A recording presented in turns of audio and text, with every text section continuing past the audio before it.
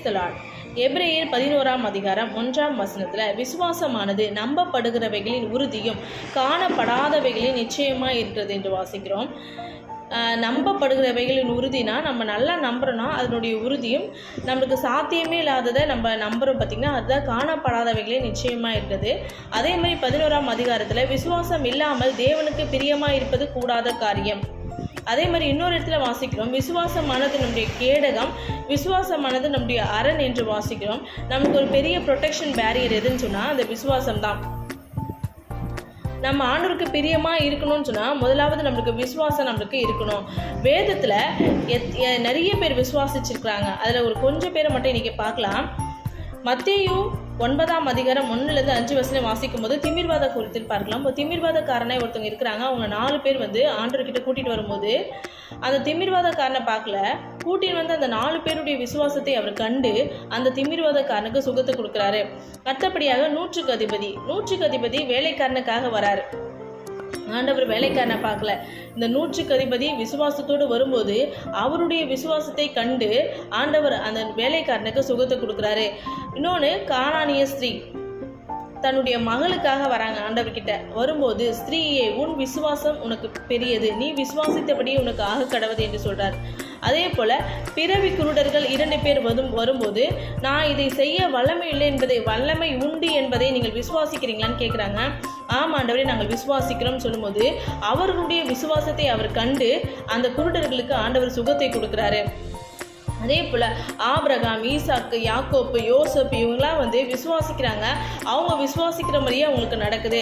Abraham பார்த்திங்கன்னா விசுவாசத்தின் தந்தை என்று ஒரு பேர் வாங்குறாரு. அது ஏன்னா வயது சென்ற காலத்திலும் சாராளுடைய கர்ப்பம் ஒரு முதிர்ச்சி அடைந்தது. அது குழந்தையே பிறக்கிறதுக்கு வாய்ப்பே இல்லை. ஆனால் ஆபிரகாம் அதை யோசிக்கவே இல்லை. ஆண்டவர் வாக்குத்தத்தம் பண்ணிட்டார், நிச்சயமாக அவங்களுக்கு குழந்தை பிறக்கும்னு சொல்லிட்டு அவர் விசுவாசிக்கிறாரு. அதே போல் சாரால் வயதான காலத்தில் அந்த கர்ப்பத்தில் ஒரு பிள்ளையை சுமந்து அதை பெற்றெடுக்கிறாங்க.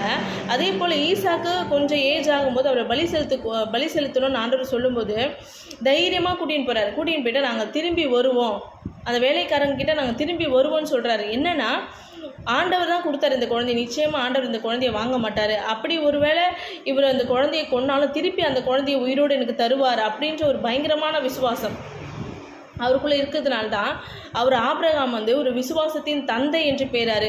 நீ விசுவாசித்தால், வேதத்தில் பார்க்குறோம், நீ விசுவாசித்தால் தேவனுடைய மகிமையை காண்பாய். இந்த நாளில் கூட இந்த வீடியோவை பார்த்து கொண்டிருக்கிற நீங்கள் ஒருவேளை வியாதி நிமித்தமும், சோர்வு நிமித்தமும், கடன் பிரச்சனை நிமித்தம், இல்லை எனக்கு ஒரு சரியான வேலை இல்லை, இல்லை எனக்கு குழந்தை இல்லை, இல்லைன்னா எனக்கு ஒரு நல்ல வீடு இல்லை அப்படின்னு தோய்ந்து போயிருக்கிறவங்களுக்கு ஆண்டவர் சொல்கின்ற வார்த்தை, நீ விசுவாசித்தால் தேவனுடைய மகிமையை காண்பாய், உன் விசுவாசத்தின்படியே உனக்கு ஆக கடவுது. வேதத்தில் ஆண்டவராலேயே அற்புதம் செய்ய முடியல. ஏன்னா ஒரு சில இடத்துல பார்த்தீங்கன்னா, ஒரு இடத்துல அங்கே அவர் அநேக அற்புதங்களை, அவர்களுடைய அவிசுவாசத்தின் நிமித்தம் அங்கே அவர் அநேக அற்புதங்களை செய்யவில்லையா. அவன் சீஷர்கள் கூடவே தான் இருக்கிறாங்க. ஆனால் அவங்க கூடவே இருக்கும்போது, அவர் கூடவே இருக்கும்போது சீஷர்கள் அவர் அவ்வளோவா விசுவாசிக்காததுனால நிறைய அற்புதங்கள் அங்கே நடக்கல. அப்போ ஏசப்பா சீஷர்களை பார்த்து சொல்கிறாரு, அற்ப விசுவாசிகளே, எது வரைக்கும் நான் உங்களோடு இருப்பேன்? விசுவாசம் இல்லாத மாறுபாடுள்ள சந்ததியே, உங்கள் விசுவாசத்தினாலே தான் அங்கே அநேக அற்புதங்கள் நடக்கலை அப்படின்னு சொல்லிட்டு சீஷர்கள்கிட்ட சொல்கிறாரு. இந்த கடுகு விதை அளவு விசுவாசம் உங்களுக்கு இருந்தால் இந்த மலையை பார்த்து பெயர்ந்து அப்புறம் போ என்று சொன்னாலும் அது ஆகும். உங்களால் கூடாத காரியம் ஒன்றும் இல்லை என்று சொல்கிறாரு. இந்த நாளிலும் விசுவாசம் இல்லாமல் இருந்தீங்களானா, ஒருவேளை உங்களுடைய சூழ்நிலை உங்களுடைய அவிசுவாசத்தை கொடுக்குமானால், இந்த நாள் நம்ம விசுவாசமாக இருப்போம். நாம் ஆராதிக்கும் தேவன் அவர் சர்வ வல்லமையுள்ள தேவன், அவர் ஆல்மைட்டி காட். வானத்தையும் பூமியும் சர்வ சண்டாசரத்தையும் உண்டாக்கின தேவன். ஒரே நிமிஷத்தில் ஆண்டவரால் எல்லாவற்றையும் மாற்ற முடியும். உங்களுடைய சூழ்நிலையை மாற்றுவது அவருக்கு லேசான காரியம். நீங்கள் விசுவாசிங்க, நிச்சயமாக ஆண்டவர் உங்களோடு இருப்பார். ஆமேன்.